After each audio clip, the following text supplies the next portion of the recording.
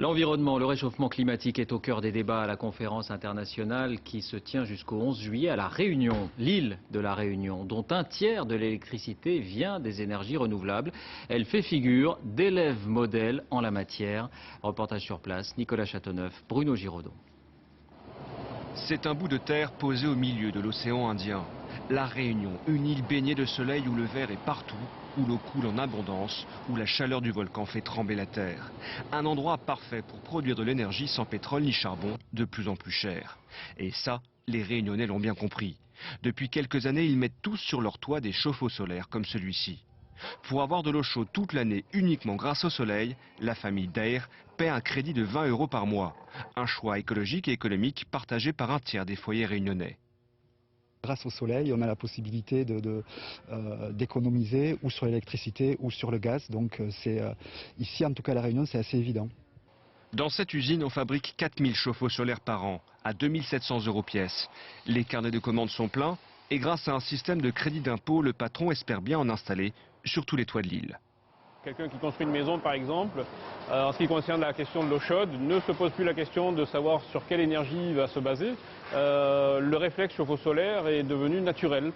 Mais 800 000 Réunionnais la consomment de l'énergie. Ici, on récupère les gaz de fermentation des déchets enfouis dans cette décharge, sous cette montagne de terre.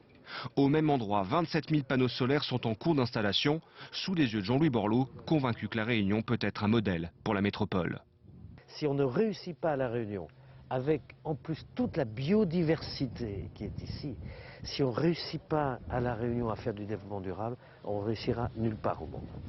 Un peu plus bas, près de la côte, on a transformé la centrale à charbon très polluante pour lui permettre de brûler les résidus de canne à sucre issus de la récolte.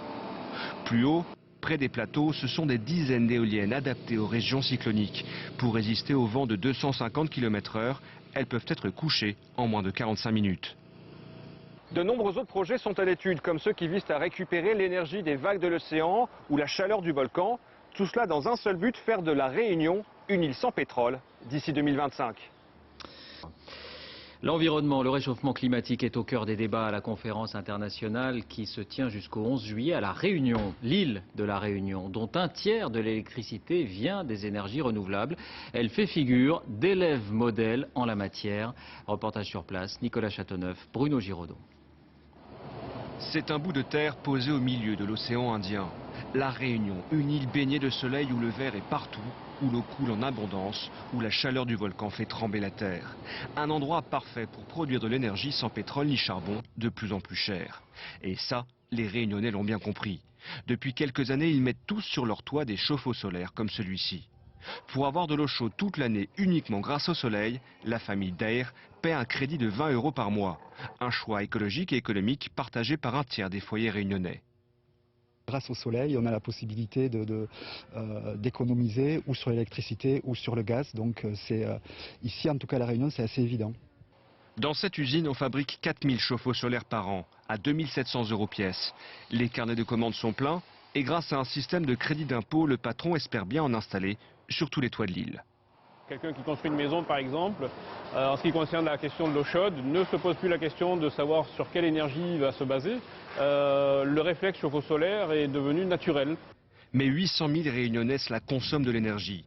Ici, on récupère les gaz de fermentation des déchets enfouis dans cette décharge, sous cette montagne de terre. Au même endroit, 27 000 panneaux solaires sont en cours d'installation, sous les yeux de Jean-Louis Borloo, convaincu que la Réunion peut être un modèle pour la métropole. Si on ne réussit pas à La Réunion, avec en plus toute la biodiversité qui est ici, si on ne réussit pas à La Réunion à faire du développement durable, on réussira nulle part au monde. Un peu plus bas, près de la côte, on a transformé la centrale à charbon très polluante pour lui permettre de brûler les résidus de canne à sucre issus de la récolte. Plus haut, près des plateaux, ce sont des dizaines d'éoliennes adaptées aux régions cycloniques. Pour résister au vent de 250 km/h, elles peuvent être couchées en moins de 45 minutes. De nombreux autres projets sont à l'étude, comme ceux qui visent à récupérer l'énergie des vagues de l'océan ou la chaleur du volcan. Tout cela dans un seul but, faire de la Réunion une île sans pétrole d'ici 2025.